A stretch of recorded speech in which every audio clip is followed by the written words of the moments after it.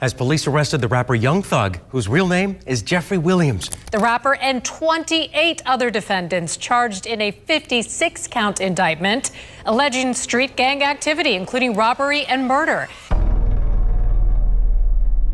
The feds always watching, but not everyone gets treated the same. Some rappers catch a body and walk free. Others do nothing and get hit with a RICO. Makes you wonder, what secrets the FBI trying to bury, and who they protecting by keeping them hidden? Young Thug. Ain't too many rappers got the feds breathing down their neck like Young Thug. One minute, he was the slime god, running the rap game, YSL chains everywhere.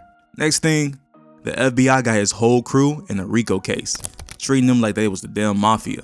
It all started in May 2022, when Thug, Gunna, and 26 others got snatched up on a 56-count indictment. The charges: murder, armed robbery, conspiracy, running YSL like they was a straight-up crime syndicate. The feds ain't just saying that YSL was a gang. They claim it was a full-blown criminal empire. And the wildest part, they was building this case for nearly a decade. The FBI had wiretaps, lyrics, text messages, even Instagram posts lined up as evidence. They wasn't just watching, they was waiting. But here's where it gets even crazier. They denied Thug bail multiple times. Meanwhile, Gunna took an out for plea, saying YSL was a gang, but claiming he ain't a snitch. But the streets, they wasn't buying it. Fast forward to 2024, and this case is still a damn mess. Witnesses backed out, lawyers got locked up, leaks been exposing shady deals. Then out of nowhere, Thug finally got out on parole. But he ain't free, he's stuck on probation, fighting for his life. And here's the real question: was this just about Thug, or was it part of something higher? Cause if you look at the pattern, the feds been targeting Atlanta's rap scene heavy. Thug always rapped about being untouchable, but if the feds get their way, his next hit might be recorded from behind bars, forever. Drake. Y'all ever notice how nobody ever talks about what really goes down at Drake's crib? Not the parties, not the guests, not nothing. Dude got one of the biggest names in the game, but when it comes to his personal life, silence. Almost like somebody's making sure that the wrong stories never leave the room. But every now and then, somebody cracks the code. In 2018, Pusha T exposed Drake's son, a secret he kept so tight that even his fans didn't know. Then in 2024, Kendrick Lamar came for his neck, bringing out more of Drake's personal life and their big three rap beef. So if other rappers know this much, what do you think the feds know? Drake's OVO mansion in Toronto got security tighter than a government building. Guards on standby, cameras everywhere, but only for those who he wants watching. Guests get their phones snatched at the door, NDAs locked in place. And if you break them rules, you ghosted from his circle, fast. Ain't just paranoia though. The lawsuits tell a different story. Former employees say that they were forced to sign NDAs, but some stories still leaked out. One woman claimed that she was drugged at one of Drake's mansion parties, woke up with no memory, bruises, and no answers. The case disappeared. Then there was the 2024 lawsuit from a model who said that Drake and his team set her up to be intimidated after she turned him down.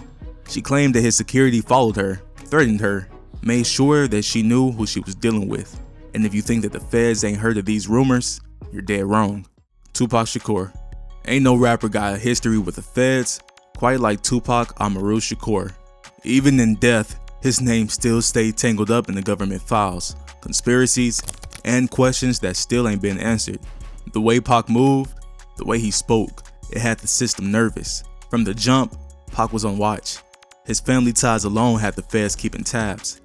His stepfather, Mutulu Shakur, was a wanted revolutionary. His godmother, Assata Shakur, still on the FBI's most wanted list. Pac himself, he was labeled a threat before he even blew up. But things got real in 1996. Pac was at the heights of his career. Behind the scenes, he was getting extortion threats. Word is, he was being pressured by people way bigger than the streets. The feds knew about it too. FBI documents from that time show that law enforcement was tracking his movements, monitoring calls, and maybe even letting things happen. Then came that fatal night in Vegas, September 7th, 1996. To this day, people don't buy the official story. The FBI got files, but they won't release half of what they really know. Why? Cause some folks believe that Pac's death wasn't just about street beef. It was bigger. The FBI had eyes on him to the very end. And maybe, just maybe, they still do. Jay-Z.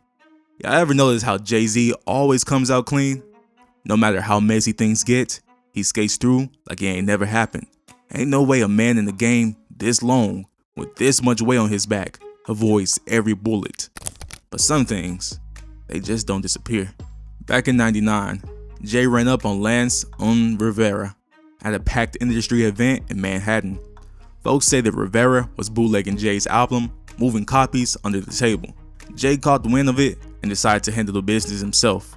Next thing you know, Rivera leaking from a stab wound, and Jay walking out like it was just another night.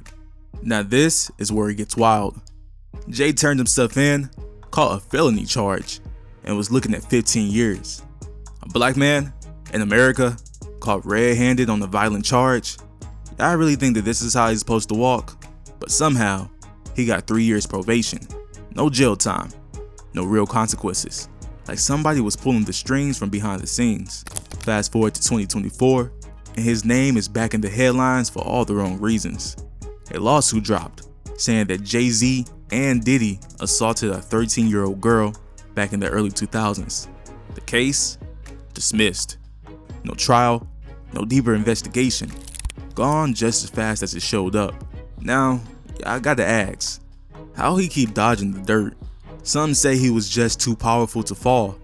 Others say that he got people way above hip-hop covering for him, cause the feds been watching rap for decades. But Jay-Z's name never got caught up in nothing heavy. Thing is, power got a way of shifting, and when it do, ain't no telling who's gonna be left standing. Diddy. And speaking of Jay-Z, let's talk about his so-called friend, Diddy. Cause now that Diddy's catching cases left and right, who's acting like they never was that close in the first place? But y'all ever wonder why Diddy's white parties were so locked down? No cameras, no media, security tighter than the president's motorcade. Them joints was invite only. But now, the feds got the guest list and they ain't trying to party. From 1998 to 2009, these bashes was legendary. Hamptons, Beverly Hills, even private islands. Celebs, politicians, execs. If your name rang bells, you got the invite. But now, folks ain't just talking about the luxury no more. They're talking about what went down behind them walls. Rumors started flying years ago. Women leaving disoriented, stumbling out like they ain't know where they was.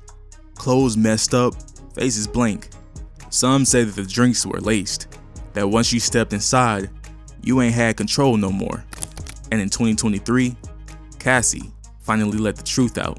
Her lawsuit cracked Diddy's empire wide open. She wasn't just saying that he was abusive. She laid out how everything was ran.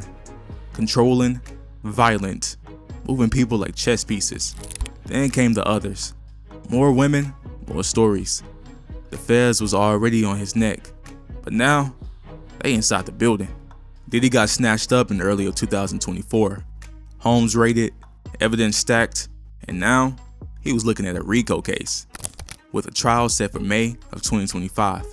Word is, they got tapes, witness statements, and receipts that ain't never supposed to see daylight.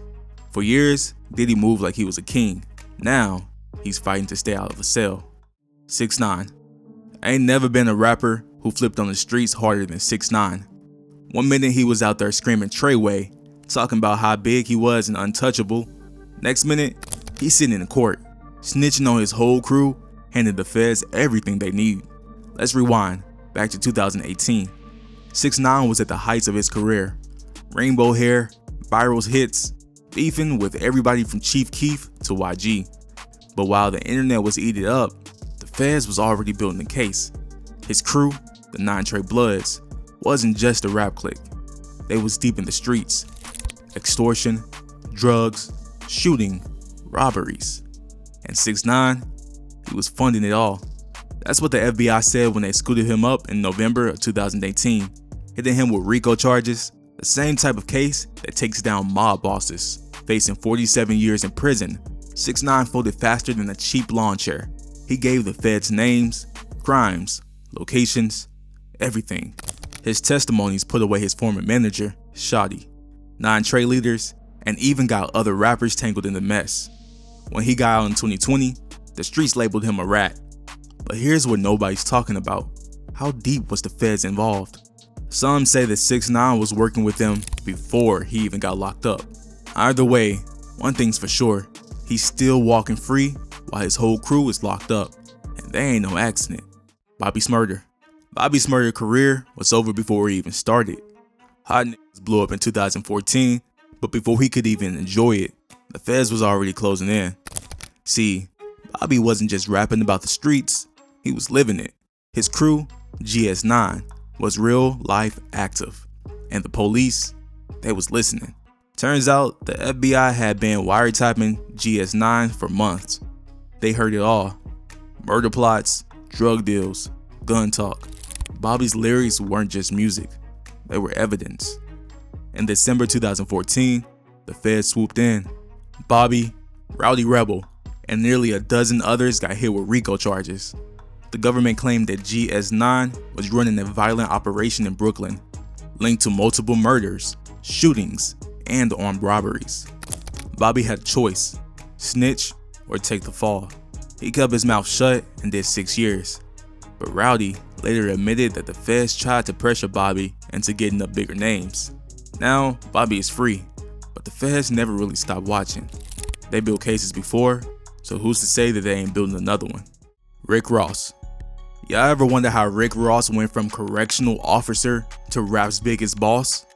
One minute he's guarding the prison gates, the next, he's running the streets like a kingpin. But some folks say that his story got way more to it. The biggest rumor? Rose ain't just rap about the drug game, he was really moving weight. His whole brand is built off that hustler lifestyle. But some people swear that he got real connections to Miami's underground drug scene. Back in 2010, a lawsuit dropped that shook the game up forever. Freeway Rick Ross, the real-life drug kingpin, sued him for jacking his name and legacy. Freeway Rick was one of the biggest cocaine dealers in the 80s, running a network tied to government-funded operations. The lawsuit exposed how deep Rose was tied to that name, making folks wonder, was there more to the story? Then, in 2011, Rose got hit with a massive lawsuit for alleged human trafficking. A woman claimed that she was drugged and forced into sexual acts at one of his Miami parties. The case got settled real quiet, but the details, dark as hell. And let's not forget the 2013 drive-by shooting. Somebody sprayed his Rolls Royce with bullets while he was in Miami. He walked away unharmed, but the streets started talking. Was it cartel related? Was it feds setting up a bigger case? One thing about Rose, he moved like he knows something the rest of us don't. But when the feds is watching, ain't no secrets that stay buried forever. Birdman. There ain't a lot of people in the rap game that move like Birdman. He built Cash Money from the ground up, made some of the biggest stars in hip hop, and stayed one of the most feared men in the industry. But what if the empire he built was more than just music? See, Birdman's name been tied to some heavy street rumors for years. Back in 2015, Young Thug's old road manager, Jimmy Pee Wee Winfrey, got locked up for trying to assassinate Lil Wayne. The hit happened right after Wayne left a club in Atlanta. His tour bus got sprayed with bullets. Winfrey got caught, but when police looked deeper, Birdman and Young Thug's names popped up in court docs. Winfrey told the feds that he wasn't acting alone. He even suggested that bigger names in the industry had a hand in the plot. And just like that, the feds started circling. But that ain't all. For years, Birdman had been rumored to run more than just a record label. Some claim that Cash Money had deep connections to criminal activity, money laundering, extortion, and even drug ties. The whispers being there, but nothing ever sticks. Birdman got that Teflon touch. Every time his name came up in something heavy, he walked away clean. But the feds, they patient. And if they still got files on him, it's only a matter of time before they can make a move. Wu-Tang Clan. Wu-Tang wasn't just a rap group. That was a movement, an empire, a brotherhood, and apparently a target. Back in the late 90s, the FBI and NYPD had Wu-Tang on their radar. Why? RICO charges. They tried to paint the group as a criminal organization, racketeering, gun trafficking, even alleged ties to murder. The feds was looking to take down RZA, Ghostface, Raekwon, and the whole team. Their angle, the streets. Wu-Tang was connected to the streets in a way that most rap groups wasn't. Money was moving, business was booming, but the feds wanted to prove that hip-hop's success was just a front. By 2004, FBI documents came out showing that they tried to build a full RICO case against the Klan. But guess what? They never got the proof that they needed. Either Wu-Tang was smarter than the feds, or somebody buried what they found. The feds don't forget though, and when it comes to Wu-Tang, the case might be cold, but it ain't dead. NBA Youngboy. NBA Youngboy ain't just beefing with rappers. He beefing with the government. The feds been on his neck for years. In 2020, they raided a video shoot in Baton Rouge, finding guns, drugs, and stacks of cash. Then in 2021, they hit him with a federal gun case in LA. He tried to dip, but the FBI chased him down and arrested him after a high-speed foot chase. They wasn't just watching, they was monitoring everything. Court docs revealed that the feds had been tracking his social media, his bank accounts, even his lyrics. They labeled him a menace to society, saying that he had too much influence over young kids in the streets. Then came the industry blackballing rumors. Labels was scared to sign him. Streaming platforms wasn't promoting his music, and even top execs was warning artists to stay away. Some said that the feds been working with major labels to control the rap game. But now, Youngboy locked up. In December 2024, he got hit with a 23-month federal sentence for the gun charge from 2020. He was expected to be released by July 27, 2025. But after that, he still got 5 years of probation, meaning that the feds gonna be watching him heavy. He might be sitting down right now, but the real question, when he gets out, will the feds let him move, or are they just waiting to lock him up again? NWA. Back in the late 80s, NWA wasn't just a rap group. They was the most dangerous voices in America, and when they dropped The Police in '88, that wasn't just a song, that was a straight up declaration of war. Cops hated it, politicians feared it, but the biggest ones watching, the FBI. NWA wasn't talking about money, cars, and flexing. They was calling out the police, the system, the racism built into the streets, and the government ain't like that. Next thing you know, the FBI sending a whole damn warning letter to their label, Ruthless Records. The letter, dated August 1st, 1989, came from the FBI's assistant director, Milt Ulrich. In it, he accused NWA of inciting violence against law enforcement. That ain't just a slap on the wrist. That's the feds telling you that they watching, waiting for you to slip up. After that, the cops everywhere made life hell for NWA. Concerts got shut down, police was raiding their hotels, and during the show in Detroit, the whole squad had to flee the stage because the cops came storming in. And let's be real, the FBI don't just write letters, they build cases. Rumors started flying that the feds was digging into the group's money, connections, and affiliations. But NWA ain't fooled. The feds tried to scare them off, but all they did was make them legends. YFN Lucy. YFN Lucy was moving like a star. Big records, celebrity relationships, millions in the banks. But the feds, they ain't see the rapper. They saw a gang leader. In January 2021, Lucy got scooped up for murder, assault, and gang activity. The feds claimed that he was part of a drive-by shooting in Atlanta that left one man dead. But here's the twist. The dude who died was in Lucy's own car.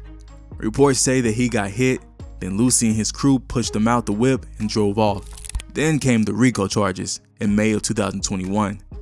That's when the feds really made their move. They labeled Lucy an active member of the Bloods, saying his YFN movement was a criminal organization tied to drugs, shootings, and murders. And let's not forget the informant rumors. Soon as Lucy got locked up, whispers started flying. Was he working with the feds? Some say that that's why Young Thug's YSL crew got indicted right after. Thug and Lucy had surreal street beef. Bodies had dropped, and now suddenly both crews were hit with RICO cases, back to back. Coincidence? Or did the feds use Lucy's case to set up something bigger? Now Lucy's facing serious time, and the streets want to know, who really snitching? 50 Cent. Before he was a business mogul, before In Da Club took over the world, 50 was out here dodging bullets, making enemies, and moving in circles that had the feds watching close. It's no secret, 50 got shot 9 times in 2000. But what people don't talk about, who really ordered the hit? Officially, they say it was the drug lord Kenneth Supreme McGriff, one of the most feared names in Queens. But behind the scenes, the feds was already trying to build a case on Supreme's crew, and 50 just happened to be caught in the middle. See, Supreme and Murder Inc., the label run by Arif Gordy, was tight, and 50, he was beefing heavy with them. The feds believed that Murder Inc. was more than just music. They thought that it was a front for organized crime. So when 50 came out swinging, exposing the streets and his music, it put eyes on him fast. By 2003, the feds raided Murder Inc.'s offices, looking for ties to Supreme Drugs empire. They ain't get a full RICO charge, but Irv and his brother Chris Gotti still had to fight a federal money laundering case.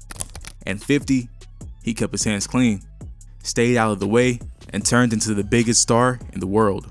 But here's the thing, the feds never really stopped watching. 50 got out the streets, but the streets don't forget, and neither does the feds. Snoop Dogg. Before he was America's favorite stoner, Snoop Dogg was fighting for his life. Back in '93, Snoop wasn't just dropping hits, he was facing a murder charge. It went down in Los Angeles. Snoop's bodyguard, McKinley Malik Lee, shot and killed a man named Philip Woodamarian, a known gang member. But the twist? The feds said that Snoop was the one who set it up. The trial was a media circus. Snoop was showing up to court in silk suits, dropping murder was the case like he wasn't writing his own prophecy. The prosecution tried to paint him as a gang-affiliated rapper who used his music to glorify violence. And then the FBI, they was watching, taking notes, but after a high-profile trial in '96, Snoop walked free. Self-defense. Not guilty. Case closed. Or was it? The FBI had already been surveilling Death Row Records, trying to connect Suge Knight's, Dr. Dre, and Snoop organized crime. But some say that Snoop skated because they wanted a bigger fish, like Suge. Chief Keef. Chief Keef wasn't just a rapper, he was a movement. When he blew up in 2012, the feds didn't see a kid making hits. They saw a problem they needed to control. Keef came straight out of Chicago's South Side, repping O-Block, and speaking for a generation the government ain't want to hear. His music? Real, street life, no filters. And when Don't Lie took off, it wasn't just a hit, it was an anthem for the streets. The police already had him on their radar, but then came the gang ties. The feds started looking at Keef and his crew like they was running a criminal organization. Reports even claimed that he was on the FBI's watch list for his connections to violent crimes in Chicago. They hit him with a gun charge, house arrest, probation violations, anything to slow him down.